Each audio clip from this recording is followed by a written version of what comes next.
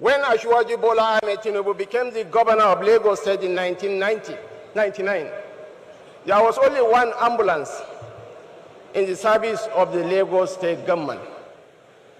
Lagos was earning the princely sum of 700 million every month as our internally generated revenue.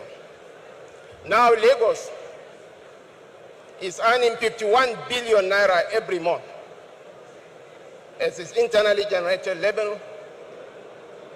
Lagos is the third largest economy in Africa, and the world is in transition. What is important for a Nigerian leader of the next dispensation must be a leader who has a mastery of financial management capabilities and someone who understands the Nigerian psychology, someone who appreciates and understands the complexity of the Nigerian nation.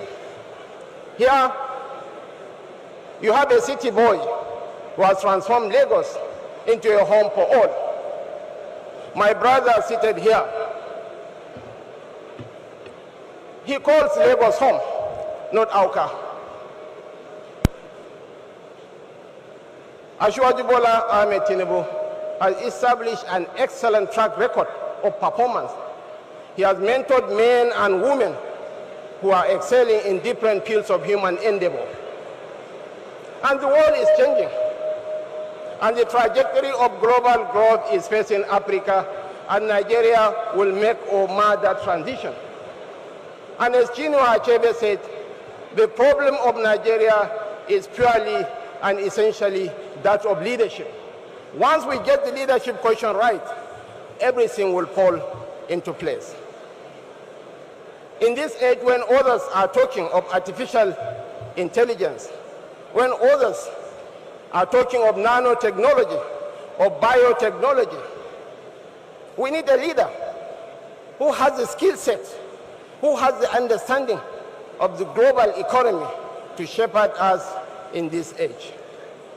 And if you get one, you are getting one for free. He's the city boy. I am the golden boy of Zenith. In Jim Obia's world, the sole barometer for assessing people is your level of competence and your input. In the history of Zenith Bank, no one, I dare say, apart from the legendary Adaora Umeji, no one grew faster in the history of Zenith than my humble self. I have mentored men who are excelling in different fields of human endeavor. As I said earlier, the world is watching at us. And the ultimate measure of a man, as Martin Luther King said, is not why he stands at times of comfort and convenience, but why he stands at times of challenges and difficulties. I urge my learned colleagues here, my learned friends here, to be rational, to be firm. You should have the boldness and the courage to make informed decisions, not emotional decisions. Here we are, on the threshold of making history. In the United Kingdom, Rishi Sunak, a young man of Indian descent, is about to become the Prime Minister of Britain.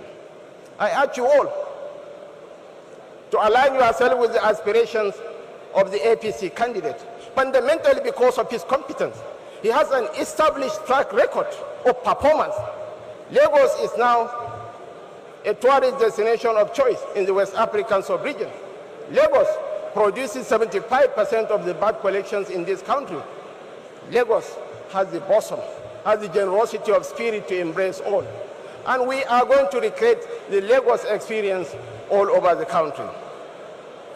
Your Excellencies, distinguished ladies and gentlemen, I urge you, I beseech you, I call on you to use your rational sense of judgment.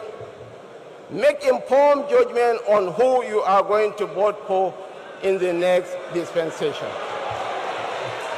It's absolutely essential that you vote for competence, for capacity, for a leader who can lead us to the promised land. It's absolutely essential. Yes, Asiwaju Bola Ahmed Tinubu is the man to beat. Thank you so much, and may God bless us.